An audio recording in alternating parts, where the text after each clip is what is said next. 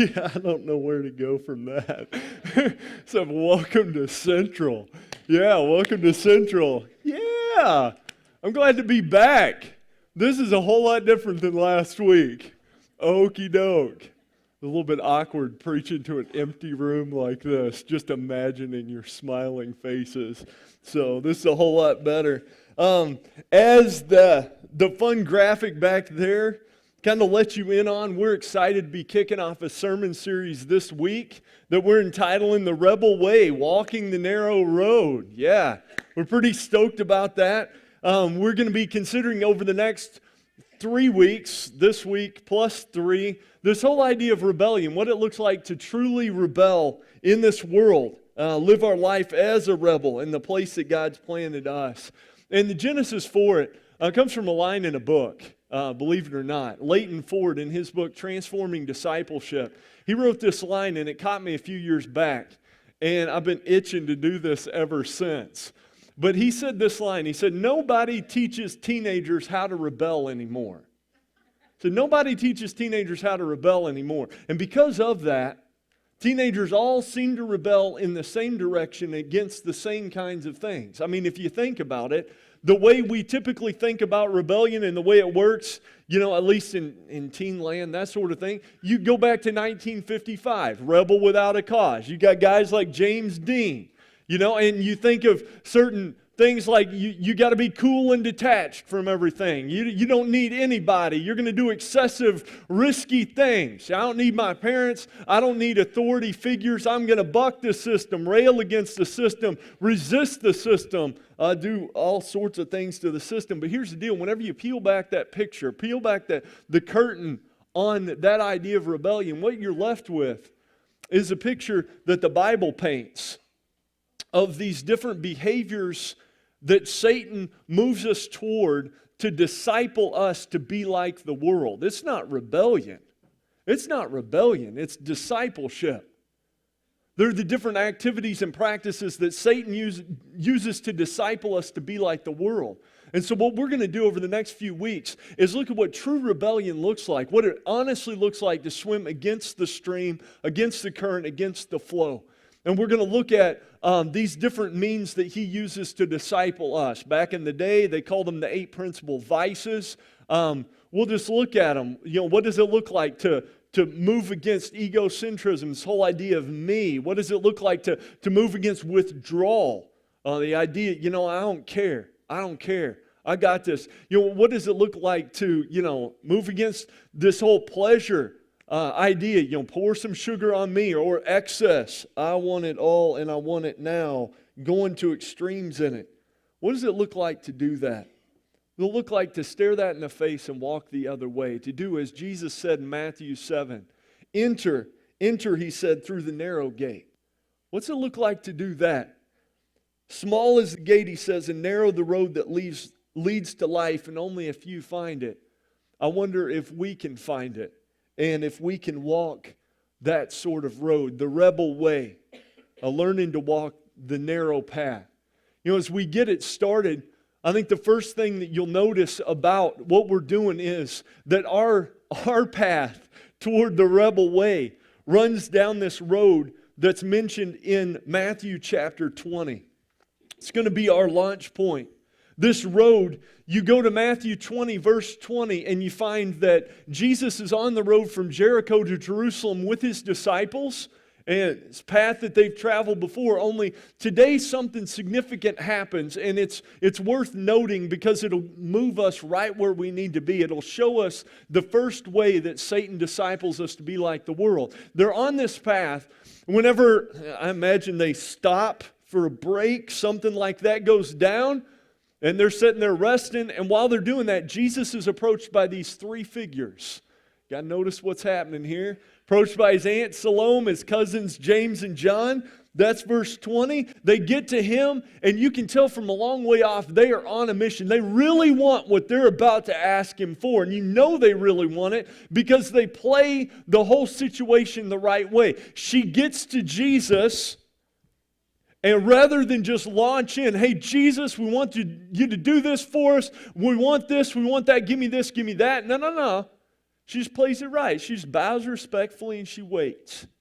She's just hanging out, By bowing and waiting, you know the way this plays. We've done this before. She's doing the equivalent of beating her father home before he gets back from work, mowing the lawn, cleaning the whole house, making sure the kitchen floor is spotless, paying special attention to your room, making sure the covers on the bed just pop just right, doing all of that before he gets home. And then he gets home, what does he ask? Either what did you or what do you? Exactly, right? She's just bowing and waiting. In her culture, that's the rough equivalent of all of that. She really wants what she's about to ask him for. And notice what she asks him for. She says this. Verse 21 starts. Jesus says, what do you want? Yeah, exactly. What do you want? She said, grant that one of these two sons of mine may sit at your right and the other at your left in your kingdom. You look at that statement, you find out, great show of faith. This woman actually believes Jesus is going to be the king, his coronation as king right around the next bend. And so what she's doing is this. She's getting a jump on the seats of prominence, the positions of power. There it is. The person that sat on the right or left of the king, man, they got some of the king's papa. Woohoo! And that's what they want. Some of the and the pa and the pa. I don't even know what that is, but I decided to make it weird, right? Right? That's what they want. That's what they want. And they're not the only ones that want it either. Skip ahead to verse 24. You find out that the 10 hear about it, and they're indignant with the other disciples. They're indignant. Say that word. They were? Yeah, now have some fun. They were indignant. I can't believe you just did that. Shame on you. I'm just playing. That's silly because that's how we roll. They're indignant. That's a word used elsewhere to display an emotion born of impure motives. Their motives aren't pure. In other words, they're honked off because James and John got to jump on these seats they wanted for themselves. This entire group is caught up in this movement to secure these seats and these positions of power, so that this reality is lived out in their lives. There's this desire motivating them. And Jesus brings that desire to light in verse 25 whenever he calls them together and he says this. Here it goes. Jesus says, the rulers of the Gentiles lord it over them. Their high officials exercise authority over them. You know that's true. Rulers of the Gentiles lord it over them. Their high officials exercise authority over them. And guess what, guys? You want to be just like them, Jesus is saying. And the crazy part is they're not alone. They're not the only ones that want that to be true in their life. In that moment, Jesus is just outlining for them one of the most powerful ways that Satan begins to disciple us to be like the world. In fact, you go back in time, we call this is like the root cause. This is the start of so much stuff in our lives. If you don't get this piece in place, the rest of them are pretty much going to fall apart. One of those, you know what it is, it's pride. Pride, there's the feeling, there's boasting, the action that comes out of that vibe. I call it the sin of superiority. That's maybe the easiest way to really understand the way that pride works in your life. It's a sin of superiority. It's this desire that we all have in us to want to be superior to other people, to have where am I at here? Yeah, hello, right? To be elevated above other people, to be superior to them, to be lifted up high above them. We all want to be found to be superior to other people. There it is. We want to get our life to the point where the me is lifted up for all to see. That's the goal. It's the sin of superiority. If you start walking down the halls of history, there it is. It's all over the place. In fact, what people will tell you is it's the oldest sin in the book. Isn't that it? That's Isaiah chapter 14. It was pride that led Satan to say, you know what, I'm going to be exalted over God. I don't have to serve Him. He serves me. I will be as great as God. There it is. It was pride that led Adam and Eve to believe Satan whenever he said, hey, if you eat this, you'll be like God. And they went, okie doke, I'd really like to be like God. Let's keep that on the rise. Pride that led Cain to lash out at Abel, and it's pride that drives us too. John Piper, in a sermon a few years ago, he said that you can usually find pride by looking in a couple of directions. There are a couple of different ways it shows up in your life if you're trying to identify it. And I think this is fun because a lot of us in here, we're just going, oh, pride. Psh, I don't struggle with that one. Good luck with that. Since there are a couple of key ways, this whole sin of superiority shows up in our life. Says the first way is through the sin of wanting, the pride of wanting. That's what he calls it, the pride of wanting. We want to feel superior. We want the me to be lifted up for all to see. And so we start looking around and we go, you know what? I don't have the sort of things that I need to have in my life so that the me can be lifted up. And so what I want is what that person has. That way then I'll get the attention and approval of other people because that's what I'm really after. I want people to look at me, to look at my life and have just a little bit of jealousy, you know? I really want Rory's life. That's what I want right there, you know? And you got this, right? The girls date the guy. Why, or they want to date that guy. Why do they want to date that guy? Not because of compatibility, not because he's a rock star spiritually, but because the other girls want to date the guy. You know what I mean? And if I'm dating a guy, then I'm special. Me, you know? Here we go. By the way, if you're listening in online, welcome. That was me holding up a sign that says me and having fun with it. Okay, moving on. I'm not losing my mind, right? We want the house. We want the house. Not because it's a good financial investment, not because, for ministry, you know, we can be hospitable and welcoming, not even because we need space. We need that house. Why? Because the house we're in is not big enough, it's not nice enough so that we feel superior to the right kinds of people around us. And we want that feeling of superiority, so maybe if we get that house, if we get into it, then we'll have it. There it is. That's the way that'll work with our life. It's that pride of wanting. You start looking around and you'll find that the pride of wanting drives our appetite for success. It drives our cultural penchant for body modification, for crying out loud, right? Got to modify my body. That way everybody looks at me and it's like, balang, you know? They're going, whoa, man, I want me some of that. It drives our parenting efforts, drives our daily preoccupations. I want that thing, right? Because if I have that thing, then I'll have what other people want. If I have that, wow, then I'll get that feeling of superiority.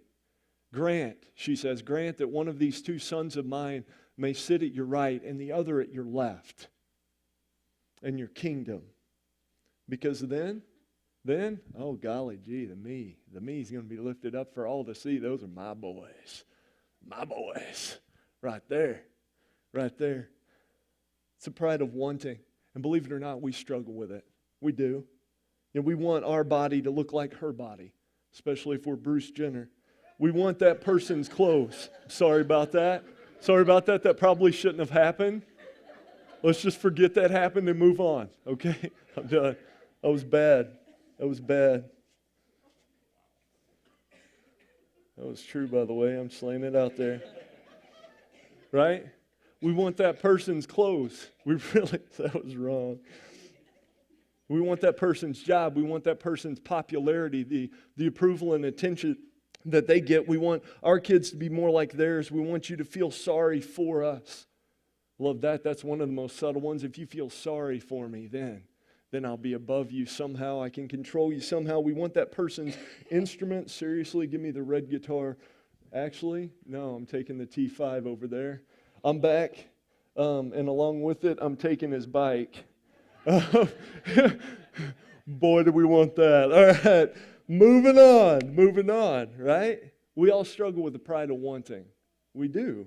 It's the first way the sin of superiority creeps into our life. There's another way.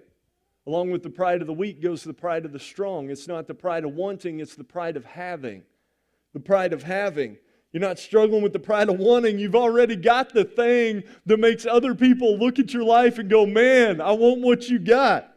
I want what you got. You've already got the things that make people give you attention and approval. What more do you need in life? You got the looks, the clothes, the bank account, the job. You got the car, the house, the promotion, the office, life situation, family. You got the degrees. You got the connections.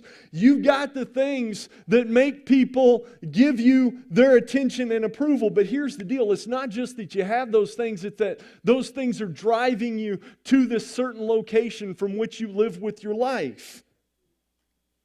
Now you're starting to think of yourself as a little bit superior to other people, right? A little bit better than them.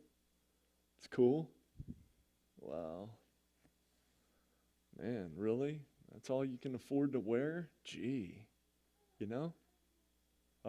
Try this one, you know? Oh, well, I'm not doing that.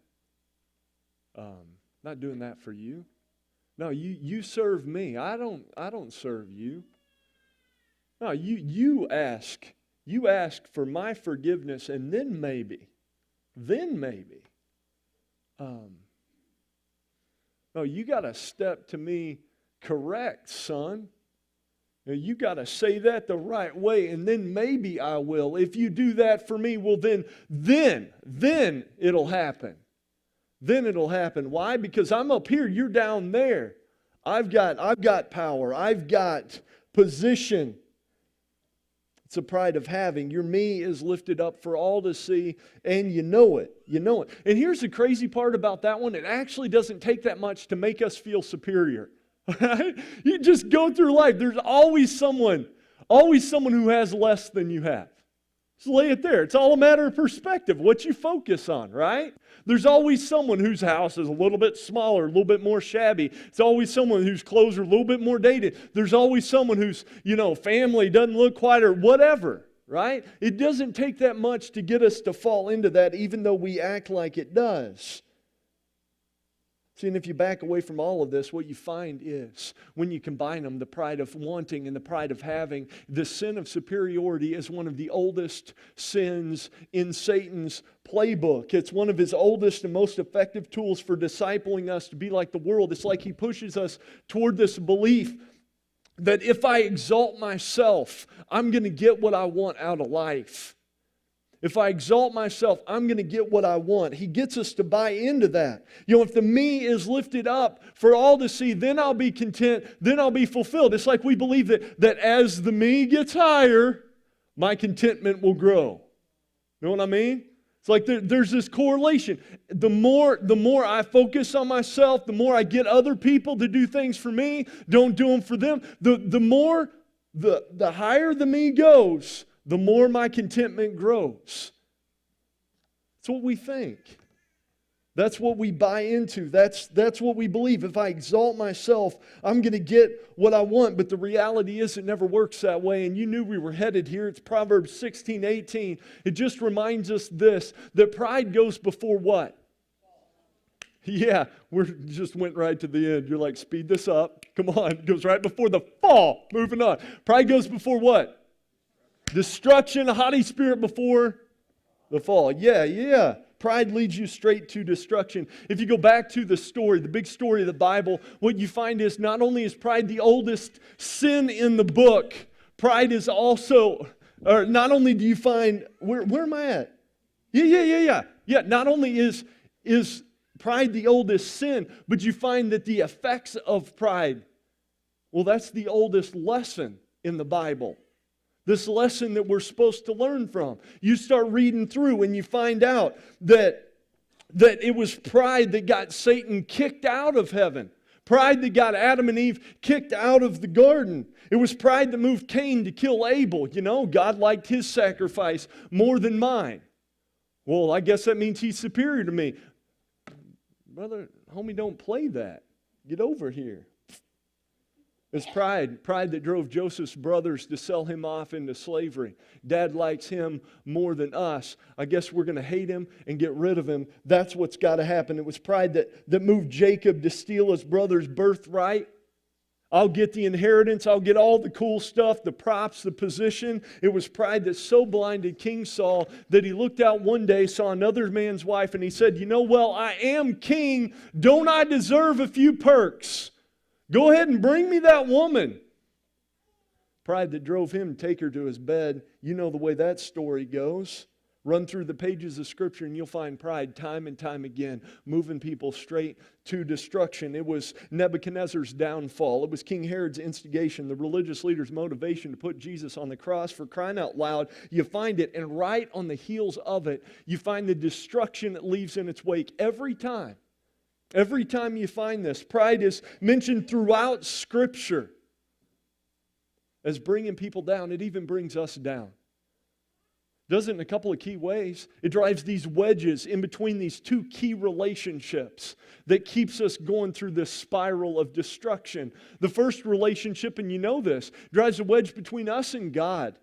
It does this. Pride led Satan to say in his heart of hearts, I don't serve God, God serves me. And it leads us to say the same thing. Pride led Adam and Eve to say, I can be like God. It's going to be awesome. I'll look good from evil. Now I won't even need God. It leads us to say the same thing. I don't need God. I don't need God. I got this. So often I feel like pride leaves us in this spot with our relationship with God. Like we're like the 4-year-old in the store, like going through Walmart. Mom's filled the cart full of stuff.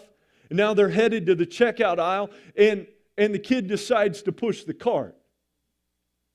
Right? Well, he can't reach up and grab the bar, so he's got a hold of the metal bars on the side of it. And I mean, he's just trucking. He's got his head down, just gritting his teeth. That was him moving forward. All right, and he's got this. And he's thinking to himself, man, look at me. Look at how big I am. Look how powerful I am. I'm moving this cart all by myself. I don't need anybody. I got this. I got this. You know the way it works, right? If you just looked up, what's going down? Mom's doing this right here. I take that and I'm going, so often we make just like that, right? Where pride leaves us to this point where we squeeze God out and we say, you know what? I'm the one that got that promotion. I'm the one who's getting this stuff. I don't need God in my life. Why should I? Why should I make time for Him? Right? You feeling this? It's even pride that messes with our prayer life. Get there here in a second, but keep reading in James chapter 4. Right? Pride leaves us to the point where we're saying, you know what, God? You know what you exist to do? Give me good stuff. And if you don't give me good stuff, then I'm done with you. I'm done with you. If you can't lift me up, then you don't need to be in my life. Pride drives a wedge between us and God. Not only that, pride drives a wedge between us and other people too.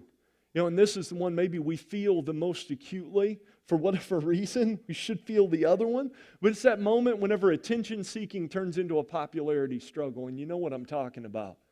Right? It's that moment when a put-down turns into bullying. It's that moment when hurt feelings turn into retaliation. You can't do that to me.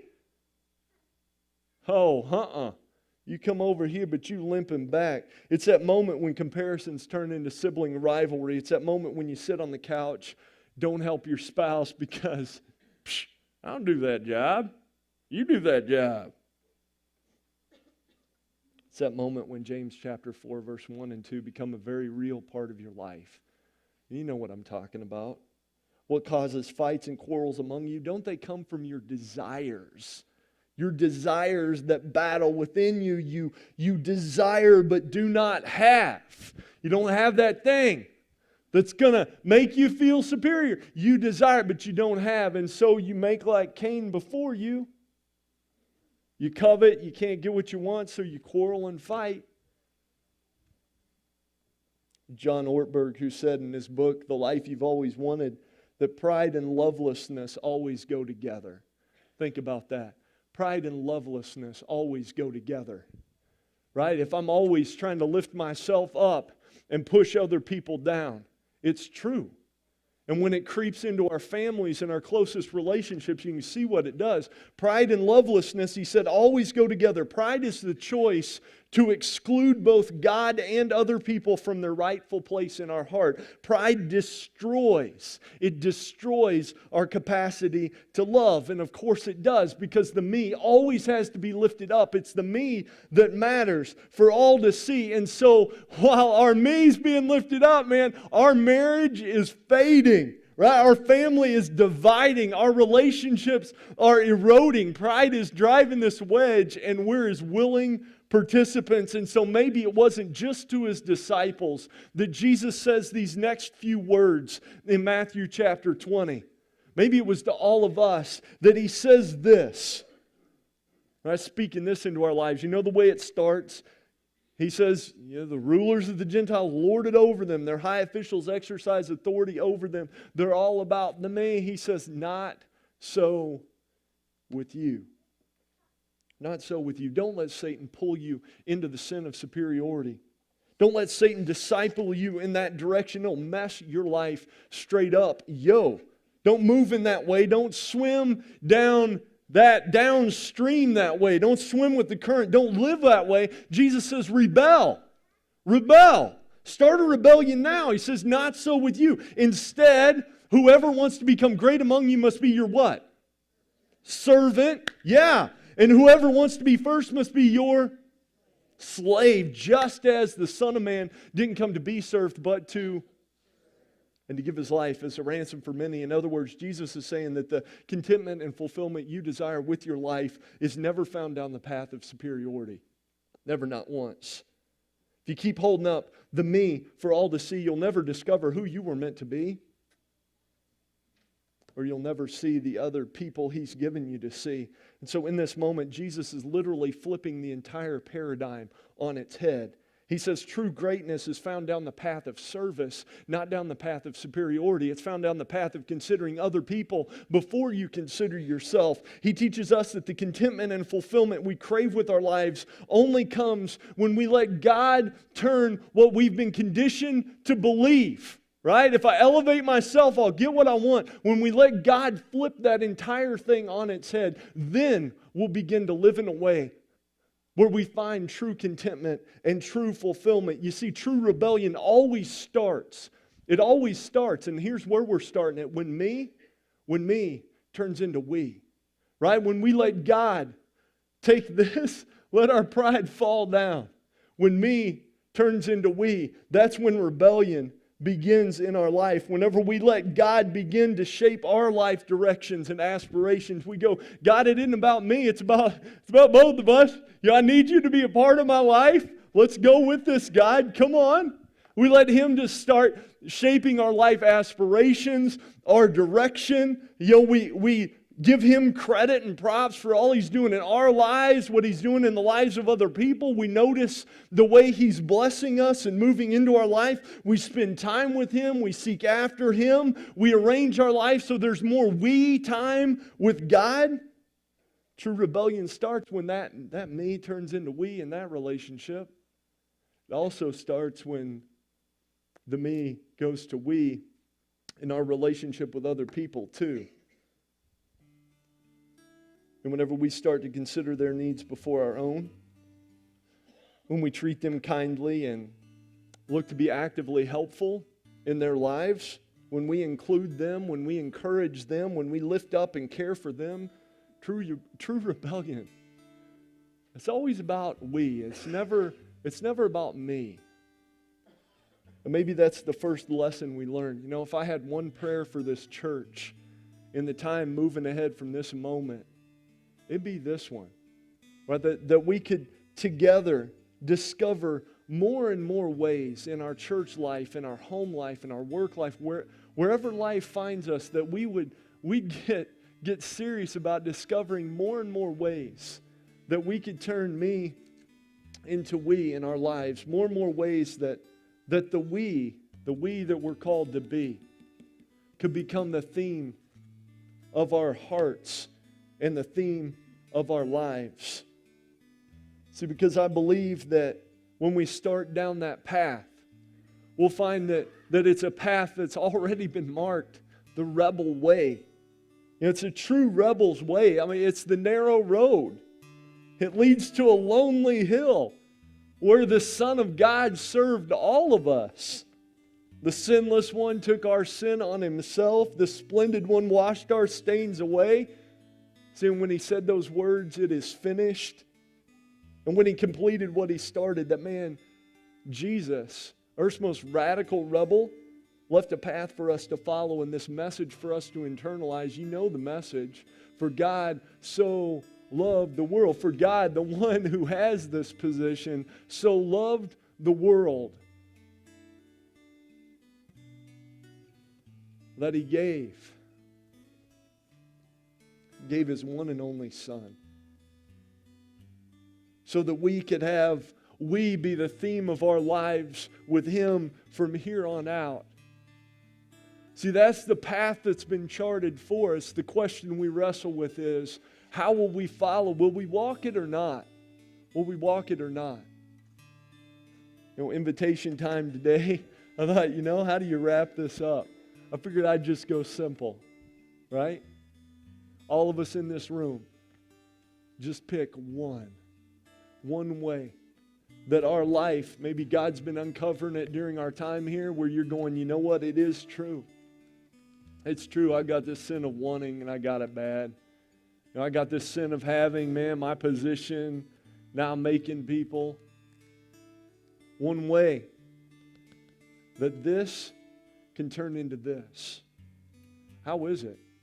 I don't know what God's calling you to in this moment right now. I just invite you to have a conversation with God. Start that, say, God, help me to put the X on the right spot. And maybe your marriage is turning cold. Love seems to be in the rearview mirror, and God's going, hey, maybe there's a way you can still serve your spouse. Check this out. Yeah, but you don't know what they've made. Okay. It may be a different way, right? Maybe it's the fact that, I don't know, God's given you so much. He's saying, you know what, it isn't about the accumulation of assets, Maybe you can bless someone else's life, and you can do that today. Maybe there's a note you need to write, a conversation you need to start. You're going, all right, someone's got to blink first, and guess what? It's going to be me, because I'm not going to let this thing that happened stand in the way of we happening in my life with you anymore. What is it? Let God put the X on your life. Let Him change your heart in this moment. Leads you down the path. Takes you to the cross and teaches you the way to find life. Let me pray for you. Why don't you stand with me? We'll move in that direction. If you want to start your life with God, say, hey, I want to come forward and say, Jesus, I want to follow you. You want to get baptized?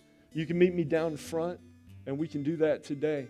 What is it? What is it that God is moving you to do in light of what we've gone over today? What His Word has shown us today? What is that? Father God, I pray for this group right now. I pray specifically for those who are taking this to heart. God, that you would firm that conviction and move that resolve into action. God, thank you that your Word is living and active, that it's powerful and fresh, that it can lay us open in your sight. God, and that through it you can show us how to live. I pray that you would continue to do that. God, thank you. Thank you that you came, that you were one among us, the one who serves, that in that we found the path to life. I pray that we'd walk it now. In your name I ask. Amen.